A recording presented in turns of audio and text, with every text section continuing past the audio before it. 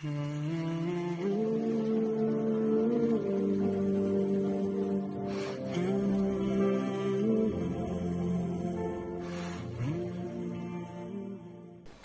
azza va jalla Qur'oni Karimda marhamat qiladi. Astagfirullah. Ata amrullohi fala tastajiluh. Allohning farmoni kelib qoldi, bas sizlar uni shoshtirmay qo'ya qolinglar. Hodisalarni shoshiltirma, ulardan o'zib ketishga urinma. Axir sen onasini bachadonidagi homilani yetilmasdan avval tug'ilishini xohlaysanmi? Hali non pishib ulgurmasdan turib, uni tandirdan uzib olishni istaysanmi? Ertangi kun yo'q. Hali u yaratilgani yo'q.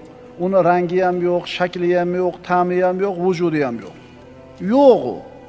Endi nima uchun uni bugun g'amini qilib, tashvishini qilib, bugungi kunimizni band qilishimiz kerak?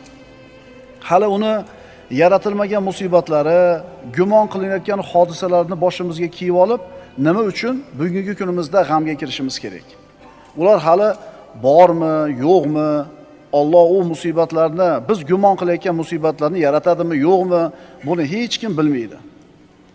Ehtimol odamlar ertaga bo'ladi deb qo'rqayotgan, vahima qilayotgan narsalar ular o'ylagandan ko'ra yengilroq bo'lar yoki undan ko'ra yaxshiroq bo'lar. Muhimi u ertangi kun g'ayb olamida. U hali yo'q. Shuning uchun yo'q narsani g'amini qilib, bugungi bor kuningni fasodga uchratma, birodar. Ko'prikka yetmasdan turib, undan o'tishlikka urinma. Avval yetib boraylikchi. Ehtimol biz yetib borguncha ko'prik sinib yo'qib ketar. Ehtimol o'ylaganimizdan ko'ra yengilroq o'tib ketarmiz. Axir o'smagan terakka laylak in qurmaydi-yu, birodarlar. Shuning uchun kelajak haqida fikr yuritish uchun aqlga erk berish, g'ayb kitobini ochishga kirishib ketib, keyin kelishi kutilayotgan musibatlarni o'ylab vahimaga kirib qolish shar'an qoralangan ish. Ertangi kun hali yo'q.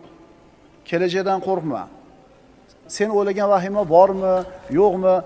Sen bo'lasanmi u kuni, yo'qmi, uni Xudo biladi. Shuning uchun birodarlar, bunday yo'l tutishlik aqlga to'g'ri kelmaydi. Aqlli odamning ishi emas. Odatda suvni ko'rgandan keyin odam o'tigini yechadi oyog'ini yuvish uchun. Suvni ko'rmasdan turib o'ti yechilmaydi. Albatta bu o'rinda birodarlar, ilmga asoslangan, hujjat dalili bor, aniq hisob kitoblari bo'lgan, hisob kitoblari aniq bo'lgan, ilmiy xulosalar bilan aytilgan narsalarga tayyorgarlik ko'rish bu boshqa masala. Masalan, ob-havoni sovuq kelishiga aytilyapti.